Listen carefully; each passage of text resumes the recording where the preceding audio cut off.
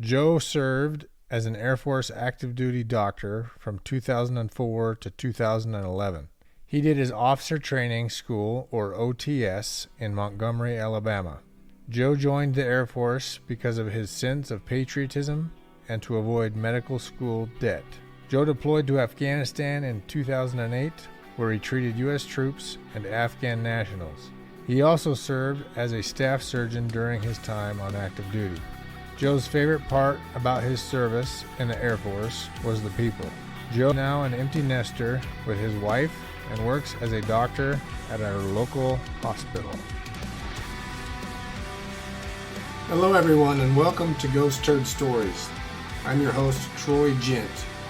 Ghost Turd Stories' mission is using humorous stories from veterans and first responders to reduce the burden of families whose veteran or first responder committed suicide. Ghost Turd Stories' vision is to use humor from veteran and first responder stories to prevent suicide within our ranks and reduce the burden of families whose veteran or first responder committed suicide.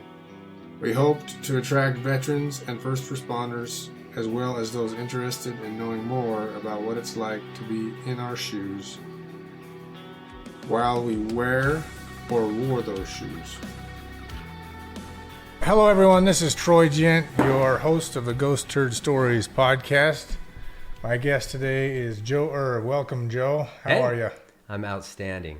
Awesome. So tell us a little bit about yourself and your veteran status. Okay, well, I did my officer's training back in the summer. It was in June of 2000.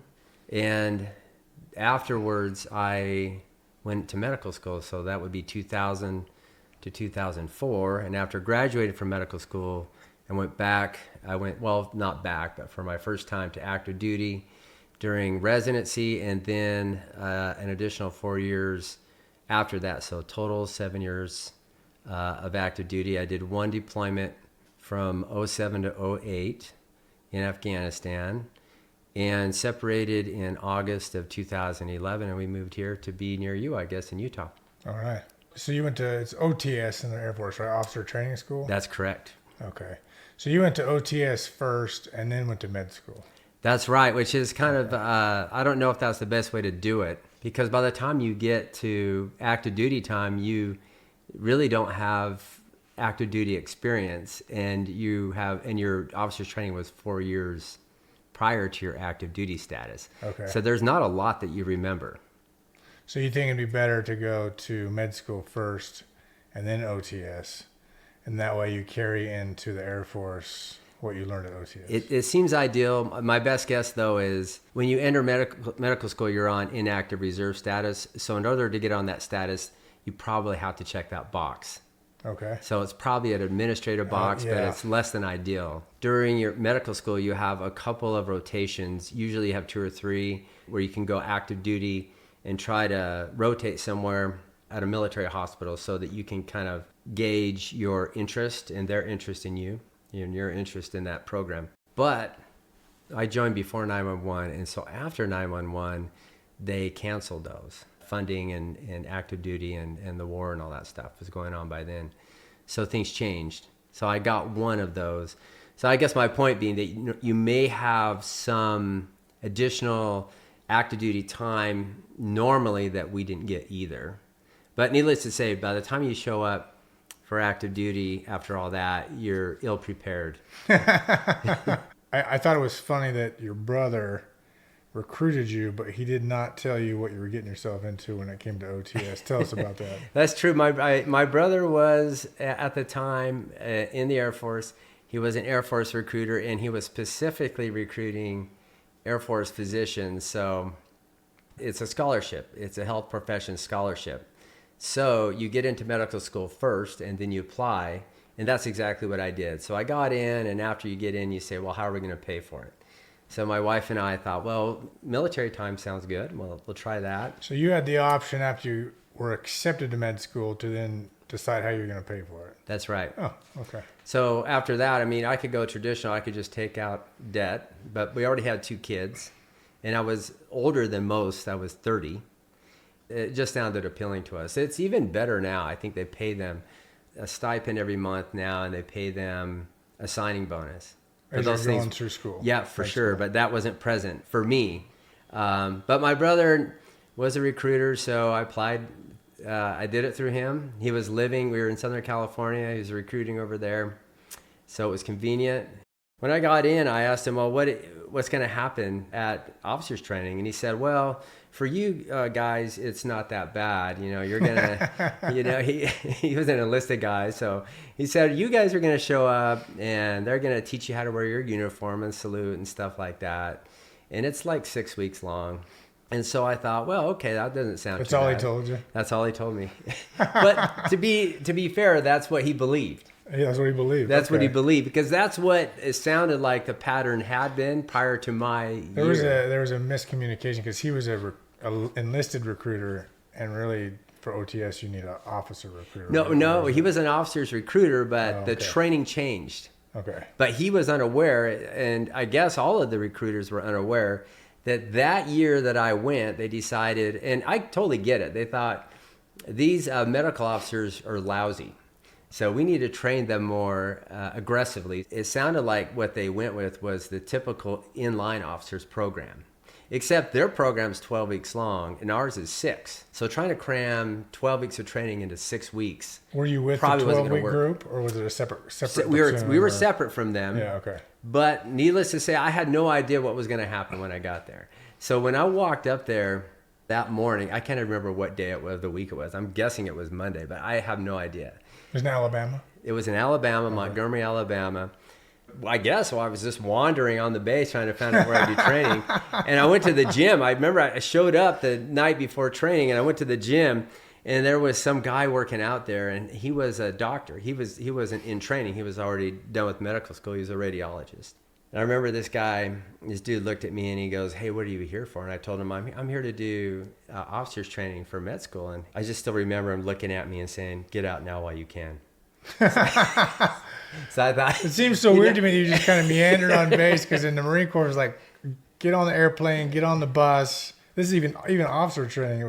Everything was as a group. Like you knew Yeah. exactly what group you were with the whole way. You yeah, know? that's Interesting. true. Well, that's the difference though. And we go farther down the road, when you deploy, we kind of had some people from the base, but we picked up different people as we stopped along the path, and then we ended up in Afghanistan. So Marines and Army, you guys are different. You deploy as a whole unit. Yeah. You come home as a unit. And I think that in a lot of ways, that's better. But for a lot of us, we are kind of individuals out there doing a job. Okay. I didn't even think of that, but maybe the training It was part of your reflects training. that. Well, I don't know if that, I mean, but they separated into flights and a squadron for training purposes, but it really wasn't defined until, you get there the night before.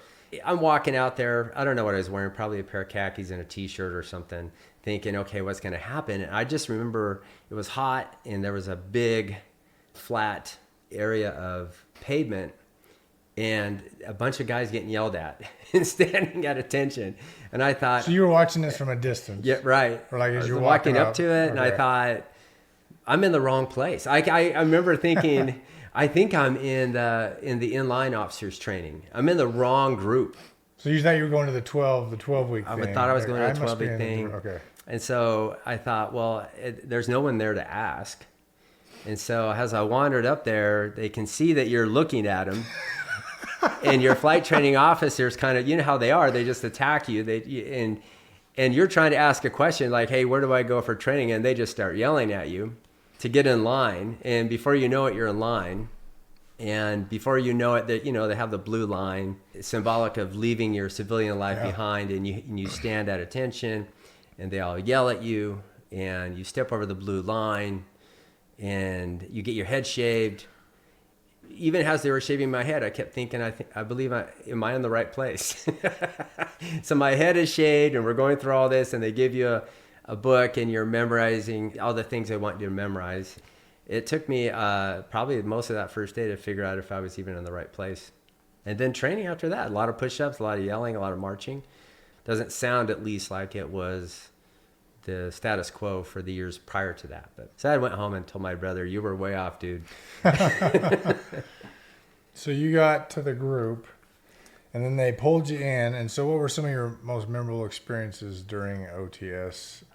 What I remember most, I mean, it's 24 years ago now, but just a lot of push-ups. I remember that there's just absolutely nothing you can do right. It doesn't matter what you say or what you do. It won't be right. For example, I go up there. I don't remember why they were yelling at me, and there was some reason. They can only make us do 10 push-ups at a time. You probably didn't have restrictions on push-ups. No, I don't remember any. But there's no restriction on how you can only do a push-up when they give you the command to go down or so you're up. holding it for 10 minutes. Correct. So they can. There's no limit on how long it takes you to do those push-ups. Yeah. And so I went down there for something, and some guy was yelling at me, and he told me to do push-ups. So when I jumped into push-up position, my back foot landed on one of the flight training officer's boots. So I got in trouble for that. So I got more push-ups. So you're doing push-ups, but you're acquiring more. So can they make you do 10 and then they say run away, and then you run away and that's nope, come back and you can do 10 more? They could. I guess they could do whatever they want. But mostly they just make you take forever to do push-ups, and then they give you more push-ups. You would always leave with more push-ups than you came with. Yeah. At least at the beginning of training. And you'd have to kind of work them off, I guess. But then after making me do push-ups really slow and multiple sets of them, then they were yelling at me for breathing too hard. So I thought it was interesting. There's literally nothing I can do right. But I think that's the point, you know. They kind of break you down and try to build you up as a team and all that stuff. Did you do any weapons training in OTS or marching? Oh, gosh. We did a lot of marching. We didn't do weapons training then. I had to certify in a 9mm before I deployed, but I don't recall doing any weapons training. But a lot of marching. We marched everywhere we went. It took a while to kind of get that down. Not sure we ever did great at it, but we did a lot of that. Remember, we'd go down to the chow hall. We'd march there, and you had a certain amount of time to eat. So everybody in this 6-week class, they were going to be either dentists, doctors, or... Right. Is that it? Just the two? Healthcare professions. So, yes, actually. I think that'd be about right, dentists and doctors. So, or already were. There are a few of them that came on and already were through with training. They were already physicians. Okay. So they would come in as they majors. Just decided to come in the Air Force. Right. They might be a major. It's because I think they would take their civilian years towards their rank at that point. So some of them, and they would be our leaders. I was a lieutenant then during training. In fact, one time I remember we were in the chow hall, and I had my hat off. You always have to have cover, right? Everywhere you go. And I put a hat on, went back. You're trying desperately not to get noticed by the flight training officers. And I could see this guy eyeballing me. And I was just trying to have that 100-yard stare and try to pretend I didn't know. And then there were a couple of them eyeballing me. And then one of them's coming my way. And he comes up and starts yelling at me. And he's saying, "I'm just curious. Are you a lieutenant or are you a captain?" And I'm thinking, why is this dude yelling at me? And like, I'm a captain. Or I'm a lieutenant, sir. And he said, "Well, then why are you wearing a captain's hat?" So I had grabbed the wrong hat. So I had to go back and find my hat and just stuff like that. You know? Did the camaraderie, because you were all going to become doctors or dentists, was it pretty tight knit? I mean, everybody was pretty focused on helping each other and getting through. And how did that dynamic work? Our flight was good. We were Kilo flight, and we had a really nice group. Everybody was helpful, but at the same time, I mean, after completing that, everybody over the next few weeks went to medical school, and I never saw any of them again. I just don't know. I mean, we were tight then, but we didn't stay connected. I felt really anxious because I was about to start medical school, and I was kind of on a non-traditional track because I was older. The average age for most of these medical students is 23, maybe 24, and I was 30. Just after a bachelor's degree, basically. Right. Yeah. And I was older, and I had 2 kids, and now I was thinking, I've committed to military time. So, and I'd been out of school for a while. Hadn't been in classes in my undergrad, had been done maybe 3 years or something before that. Mm-hmm. I just felt really anxious about medical school, and what if I can't do it? What if I'm not good enough? What if I can't get through? So that kind of hung over me then. And then, of course, coming back, I'm packing up my stuff, and we're driving out to Missouri. When you were in medical school, the Air Force was paying for it. Mm-hmm. You were in active reserve, so you weren't getting paid a salary. I did not get a salary, no. So you talked about earlier how they're doing that now. Well, I don't know that it's not a salary. It's maybe a stipend. So a little different. Okay. It's not as much as a salary would be. But I think the biggest difference for these students coming out now is signing bonus. How did you provide for your family while you were in school? We still took out debt. Okay. So we had 2 more kids in medical school. We had 4 by the time we were done. And we just took out, living in Missouri up there, it was cheap. We probably took out about $20,000 a year or less. I think we came out with about $77,000 debt after all was said and done. Okay. It's a lot cheaper than what would pay for medical school yourself. You're looking at what, $300,000-$400,000? Yeah, probably 300,000 or 400,000. Depends on, and if you have a bunch of kids, it could be closer to 400,000 probably. So you at least saved yourself a lot of trouble. You paid that off pretty quick, or? Well, yeah. I mean, no, I didn't. My interest rate was 1.9%, so I wasn't super interested in paying it back. I had other priorities. We didn't buy a home till we separated, so that wasn't a big priority. But you don't get paid a lot, when you're a captain and you've got a family of 6. You got to be really careful about how your spending practices. Yeah. Yeah. So I've heard the argument by some doctors that say, well, if I went in the military and had them pay for it, then I'm getting paid military salary when I could be out getting paid doctor salary if I would have done it myself, and I'll just pay off the extra debt a lot quicker. In your perspective, are you happy you did it the way you did it? Besides, if you take out the whole patriotism thing and all that, are you happy you did it the way that you did it? Financially, just from a financial perspective, I don't know if it makes sense financially for me, but we really enjoyed our time in the military. Socially, from the job, from the training, I felt like my training was excellent. Doing a military residency, I wouldn't change any of it. It's always hard to change something, I think, in hindsight. But sure. I say financially, after residency and when you're credentialed, when you're a fully licensed physician, you make more money too. Your salary doesn't go up per se, but they start to give you bonuses every year. Mm-hmm. So it's not terrible. During that residency time, it's pretty slim. My son's finishing medical school, and he tells me that residents outside the military are making more money now than they used to. That's probably not true in the military, but for those guys outside the military now, the compensation is a little higher during residency, and it's definitely better outside residency. But it's not, I don't think that the gap is as big as people think that it is. Sure. So explain now, after you went through medical school, what you did for the Air Force before your deployment and then during your deployment, and how you treated people and that kind of thing. Sure. So my residency started June of 2004. So you show up, and I remember we had to report to the colonel that was over the residency. I didn't have blues. We didn't really wear blues once the war started. By the way, I joined the year before that. I joined in 2000, and in 2001, 9/11 happened. And I remember coming out of a test and seeing the towers go down and thinking, oh man, I'm going to go to war. And after that, we just didn't wear blues. We just wore battle dress uniforms. But anyway, I had to report in blues, so I had to go buy some stuff. But I didn't know what to buy. So blues are your dress blue uniform. Mm-hmm, okay. Mm-hmm. It's a blue polyester shirt, blue polyester pants. I didn't know what to buy, so I went down to the store. We arrived the day before I had a report. I bought some epaulettes and whatever I thought I was supposed to have.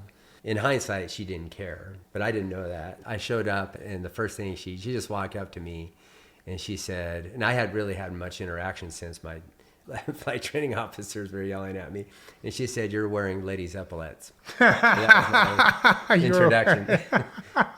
So I had picked the wrong ones. So that was my first day of active duty. You're wearing ladies' epaulettes.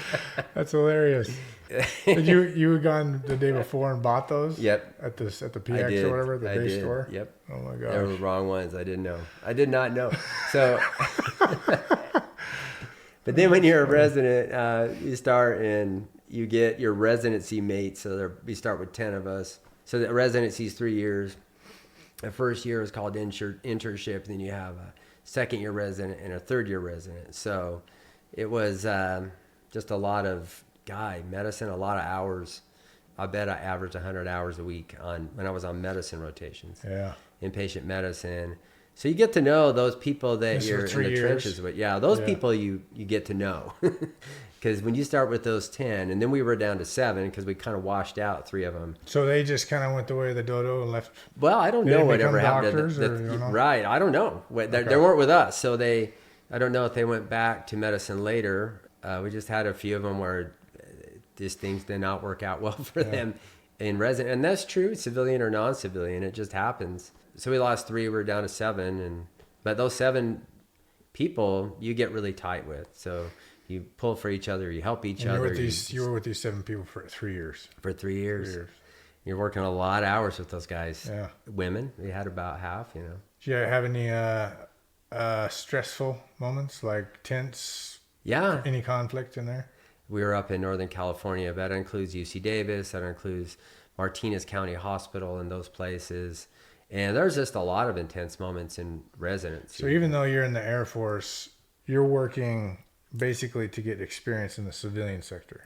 The hospital that we have is great for certain things, but it can't train you in everything. Yeah, so they got to outsource you. Right, basically. You got to outsource it. So they have these agreements with UC Davis and Martinez County Hospital and Santa Clara.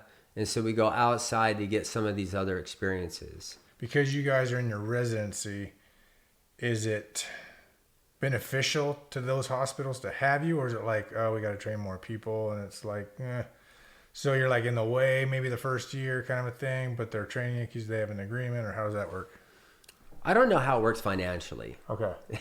But help is help, I guess. Interns aren't super helpful, but you probably get more helpful for them by the time you're a second or third year. Your first months of your first year, that's the worst. Lots of mistakes. Right. Yeah, you say mistakes or you just don't know what you're doing. Yeah. So that's when you need the most oversight. And so they're probably not super enamored about having an intern on their first month of their training. And I'm sure that was the case at Martinez County. I went there my first month, and there's just not a lot of oversight. So you just felt like you were on your own a lot. I remember my first shift there. It took me forever to work up things that really would seem trivial to me now, but I just didn't know what I was doing. There was some guy that had a seizure, so I ordered some Dilantin, it's just anti-seizure medication. Okay. But I wrote the loading dose, and he got the loading dose all night. So instead of just once, he got it. And this dude, when I went there, I remember going, it was like July 4th or something. I went in there because it was a holiday. And this is the next morning? The next morning. This little teeny dude, skinny little dude, I just see stuff flying out of his room like a mattress. And he was bonkers, man. So it's stuff like that. It was just kind of like, when did they figure that out? Oh, about when we saw that, talk to the pharmacist. Okay. Oops, But that, he got up. I haven't seen him out of bed for a long time, but he got up that day. They had this. How did the loading dose, why did that create that condition in him? Why? Oh, it just kind of it made him a little psychotic and agitated. So the loading dose would have just calmed his seizures down, but the fact that he was getting it all night. Right. Boom. Way too much for this little dude. I felt so bad. There was a homeless shelter across the street. So these homeless people would just come back and forth. They kind of come to the hospital, live there for a while, and then they go back to the shelter. And the residents there knew them all by name. And there was some woman on my first week there withdrawing from alcohol. And so she just creeped me out because I'd go in there around at like 4 or 5 in the morning, and she just looked like a zombie to me. And she was completely out of her mind, and she'd try to grab me. So it would scare me. I'd have to go do an exam on her. But I kind of sneak up on her while she was sleeping and try to do my exam. So I was afraid she would just like grab me and pull me in bed with her. So you have those kind of experiences down at, I remember my first day at UC Davis rotating over there, the ER doc comes up to me. He was attending. He tells me, so there was this patient that came in and he got a foreign object in a very awkward place.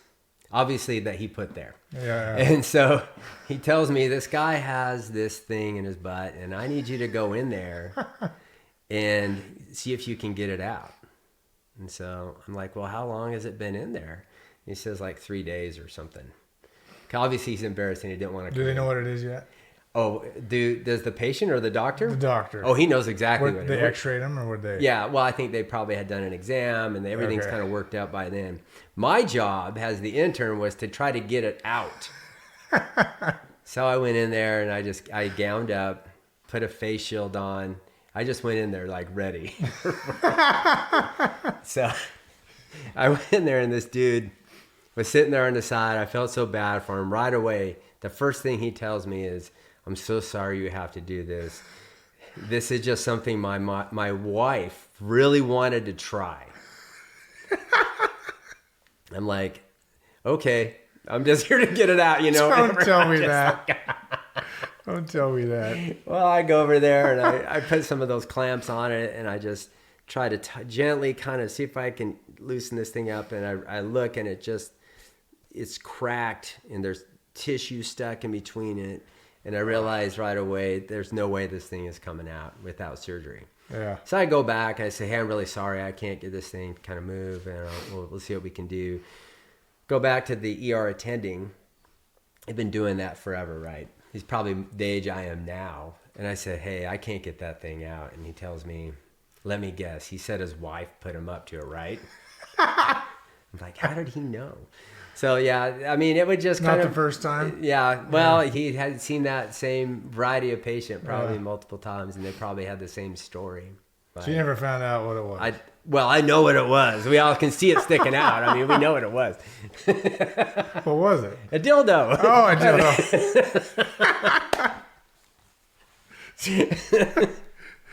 Oh, my gosh. It was a foreign object in an awkward place. Okay. And it was pink, by the way. Most of my time was spent doing medicine and all that. And we had these trauma patients that would come in. And one of the trauma surgeons says, all these trauma patients are here for the same reason.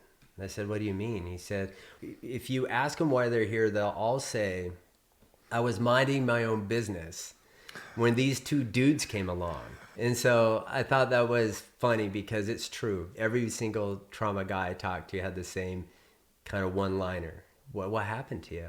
Well, I was minding my own business when these two dudes came along. So now, does that mean they were lying?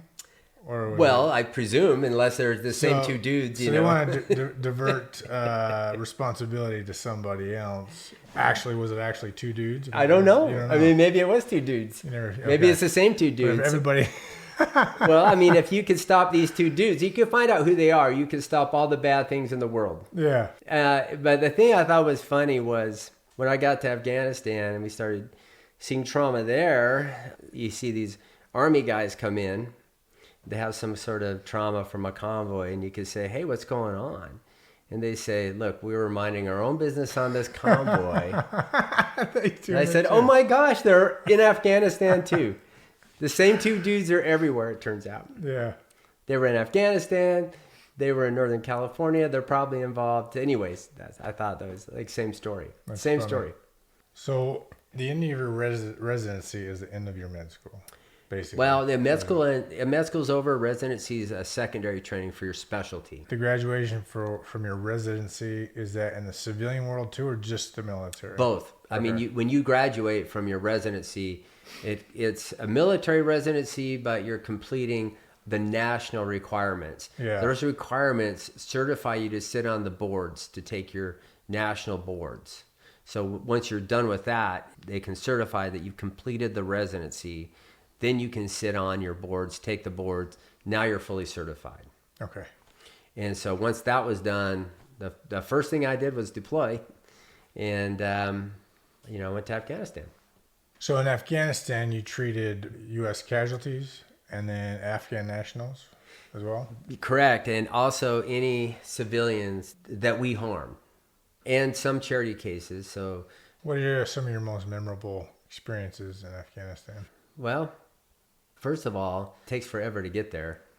You don't just fly to Afghanistan, right? Uh-huh. So I think our transition was about 6 days or something, 5 days. it takes, you go one place, and then you go to Uzbekistan or something, and you sit around. And I don't honestly remember a lot of getting over there, except when we flew into Afghanistan, and at some point the pilot says, "You have now entered the war zone." I think, well, that's an interesting thing to hear, you know. So for me, I've been so busy preparing to deploy and out process my family. I hadn't thought a lot about what I was going to do when I got there. So I pulled out a piece of paper and a pencil, and I just wrote down goals. I wrote down fitness goals. I wrote down professional goals, like how can I improve as a physician? How can I make myself better, in other words, in all these multiple domains by being there. And so when I landed, I thought, well, professionally, this is a unique opportunity to be a physician in a deployed setting. I'm not a surgeon. I'm certainly not really trauma trained, but there's a lot of it there. And there's a lot of physicians that are. After landing, kind of march out the back, and I went and I met we call them trauma czar, left over, I guess, from Russia, but he's a trauma surgeon. He's a trauma surgeon. And the guy was great. His name was Al Philp. He was an awesome dude. And civilian? No, all of these are military doctors. Okay. All of them. Most of our trauma surgeons come from Baltimore Shock Trauma. That's where he came from. And I told him on the first day, I said, look, this is who I am. I'm right out of residency. I'm really interested in this. I've done some ICU stuff. I'm interested in doing ICU medicine. Because originally when you're assigned to go, they just kind of mix and match your talents and interests and kind of see where they can use you. So I was going to be in clinic, but he found me after the first or second day. He came and found me and said, hey, we lost a guy that was going to work in here. We're rotating him somewhere else. Can you kind of come in and do ICU? And I said, sure. And so he kind of showed me how he manages the vents with these trauma cases. And so I spent my deployment working in the intensive care unit. So patients basically that are ventilated. And then the other side of the hospital. So this is after their initial treatment? Right. So they put them in ICU to help them start the recovery process? Right. Okay. Well, because they're critically ill. Yeah. So these patients all have respiratory failure, inhalational injuries, burns, something like that might damage their lungs. Or they have extensive trauma, so they're going in and out of the operating room every day or two to get washed out and to get other surgeries. So they leave them on a ventilator. The U.S. troops that come in don't stay very long. They may be there a matter of hours. This is Bagram Air Base. When they come into Bagram, they get clean lines. They get their wounds washed. They might get some additional surgery. And right away, they're calling up a plane to fly them out to Germany. So they get flown out to Germany hours after they're with us. And they're flown to each location by a critical care air transport team. These trauma patients, our wounded warriors, they don't stay very long in any one facility until they're back in the U.S. Okay. So if they're alive, in other words, when they get to us, they're almost certainly going to make it. Very rarely that they won't make it. Okay. A lot of people that were in ICU were Afghan. The ones that stay, right, are police, Afghans. Army, and then, so they could be, they're Afghan nationals. Yeah. Or civilians, or they're enemy combatants. Okay. So we have some of those too. And those dudes, they're kind of wake up hot, man. Yeah. They come out of their anesthesia and they'll kick you and hit you and all kinds of stuff. So the combatants, they're ready to go once they realize they're ready still to go. alive, basically. That's right. Wow. So did you have to restrain any, or did you? Absolutely. Yeah. One of the general surgeons there, I was standing next to him, and one of these guys, one of these enemy combatants, wakes up and kicks a nurse, or kicks out a nurse. I don't remember, but he got a little nuts. Yeah. And he turns to me and he says, "Do you know the hyoid maneuver?" And I didn't know what he was talking about, So, Was he speaking English? Yes. Okay.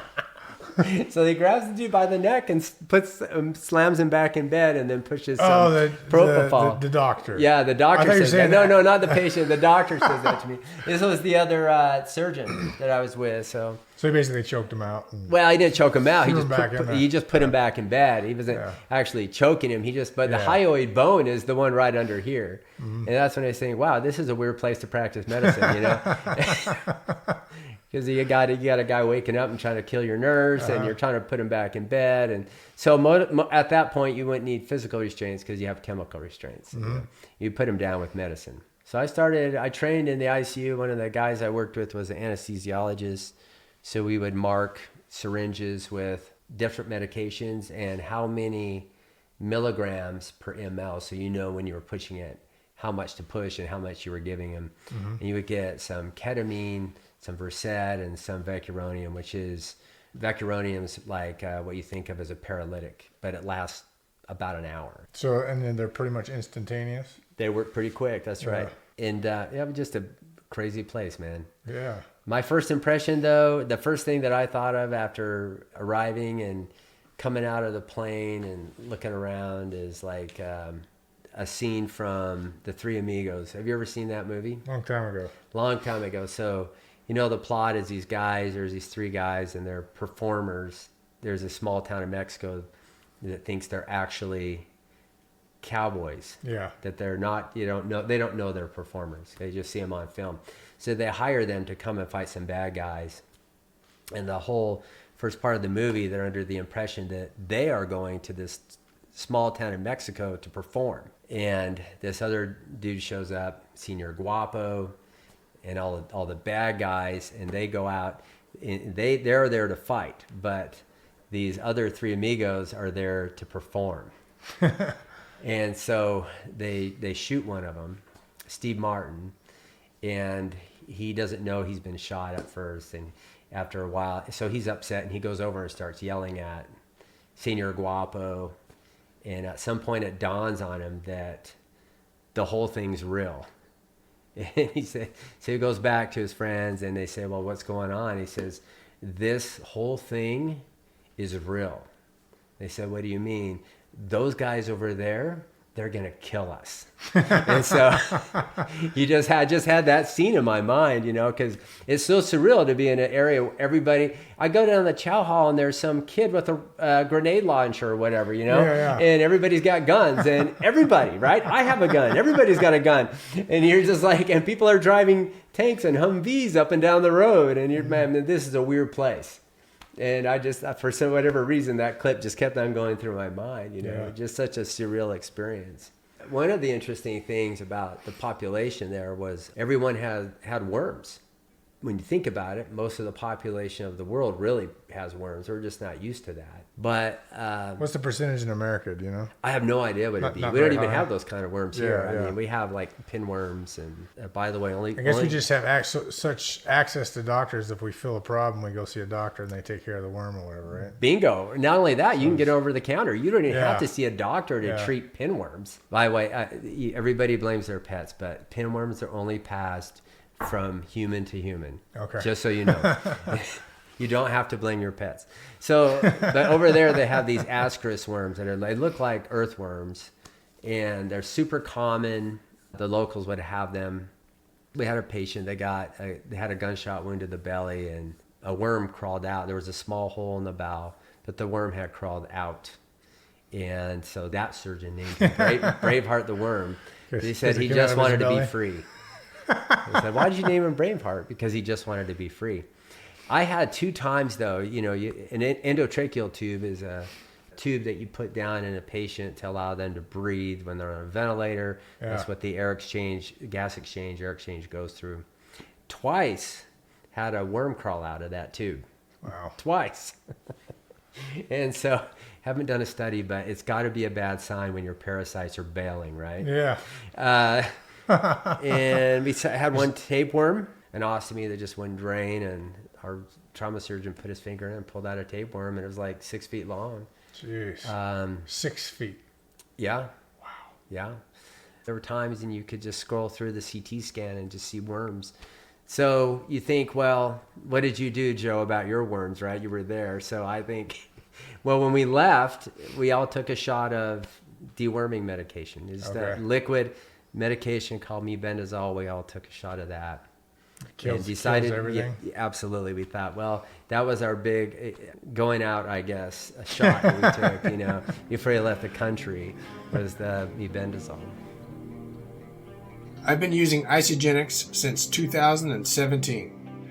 These products have made a world of difference in my quality of life, health, energy, muscle definition, strength, and endurance. My bread and butter products have been the Daily Essential multivitamins with Isagenesis, which is a telomere support supplement, the Isolane meal replacement shake, the Tri-Release protein shake, the collagen, the green drink, and the Cleanse for Life support system. However, Isagenix has many products and can cater to your unique lifestyle and goals. Click the link in the show notes or visit nmp.isagenix.com. That's nmp.isagenix.com to find out more. Besides just using the products, there is an option to partner with me and the company to build your own business with no capital up front. You can do as little as pay for your products and as much as making a full-time income. I love these products and will use them the rest of my life. You can also message me if you have any questions. I've never been evaluated for PTSD. Some of my colleagues do have that. My colleagues, I mean physicians. So I have all the respect in the world for, I'm what I would say, I was inside the wire, you were outside the wire. You're out there in a convoy or whatever you're doing outside the wire. We did both foot patrols and convoys. Foot patrols, convoys. I have all the respect in the world for that. But for those physicians that see a lot of trauma, they can have that too. I know that one of my colleagues had dreams after he came home that he was drowning in blood. He would have a lot of that, a lot of anxiety. Me personally, when I was over there, I spent a lot of those nights in the ICU, and it just felt like somebody is always trying to die on you. Yeah. So you're always trying to run over there and do your best to kind of pull them back, whatever the problem might be. And so by the time I came home, I was pretty wound up. By the time I came home, I bet I had lost 30 pounds, and I wouldn't sleep more than a few hours at a time. So I try to integrate back into the family after deployment. Isn't awkward. What was your workload like in Afghanistan? Well, you just work every day. So you basically take care of whoever's... 12, 16 hours a day, or what was it? Oh, well, we would work... There were 3 of us in the ICU, so we would round in the morning. Every morning, we'd have that kind of structure. After you would round, we'd do our procedures, and then we just care for our patients, whatever we need to do during the day, and then I would cover the ICU one night in 3. So you were on a 24-hour shift once every 3 days, basically? Right. Okay. Right. But then you would come back after that night shift, and you would do the same, you repeat the same process, round, do procedures, eat a little breakfast, and then manage stuff, except you go sleep for a couple hours and you just wake up, go back. That's all there was to do. Nothing else to do. Yeah. The only thing that wasn't patrolling or operational where I was at was just our prison gym that we made. So Prison gym? Prison gym. What does that mean? It just means you just find what you can and they create a gym out of it, basically. So that was our only break. Your ghetto gym. Yeah. That was our only break in operations, that and sleep. And sleep, yeah. And how many days in a row did you do that? 7 days a week. Yeah. 7 days a week for 6 months? 7. 7 months. That's a long time. Yeah. There's really nothing to do on a day off anyway, to be fair. Yeah, sure. But you probably came back wound up. Yeah. Yeah. So you couldn't sleep more than a couple hours when you came back at a time. That's right. I always felt like there was always something that I needed to do, that I needed to attend to. You were just wired that way. But there wasn't. So what would you do? You just kind of walk pace, or what? Well, I would get up. We lived on the base, And thank goodness the base gym is open Yeah. 24/7. Uh-huh. And so I just go to the gym at all kinds of weird hours. It just felt really out of sorts and out of place with the family.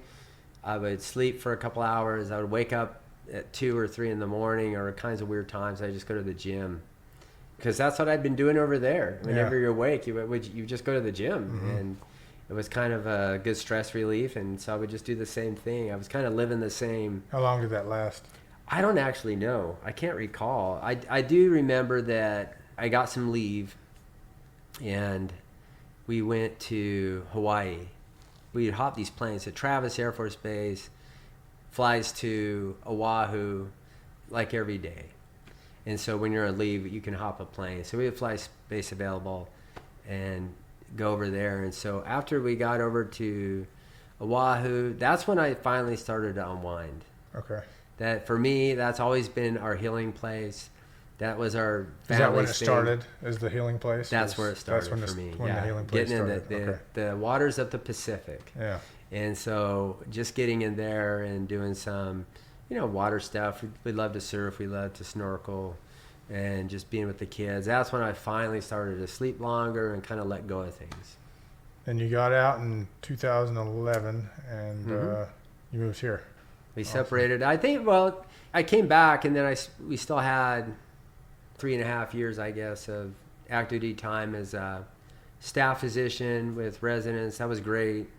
The people taking care of the military people were awesome. We loved living on the base. We loved our training. What base was that again? Travis. So just great people, very eclectic group. I loved the training. I loved the people I worked with. It was a very positive experience for us. We considered staying, but when your kids get into high school, they don't want to move anymore. Mm-hmm. And that was kind of the break point for us. Our oldest was going into her sophomore year, and it was really good for her to come here. We had stability. We kind of finished up with the kids. Now that they're gone, I actually today just applied for Air Force Reserves. Oh, you did? I just did. Oh, wow. I just did this afternoon, so we'll see how that goes. I'm a little old now. I'm turning 54, so I'll need some waivers, but... So you have, let's see, that's 7 years? I think they would count my inactive reserves or medical school, so I'd have 11. All right, well, good luck with that. Yeah, we'll see how it goes. Thanks, Joe. My greatest pleasure. Thank you for listening. Please tell your friends and family so that we can bring more joy and awareness to those struggling with suicide ideation and the families who desperately need help after the loss of someone they love to suicide.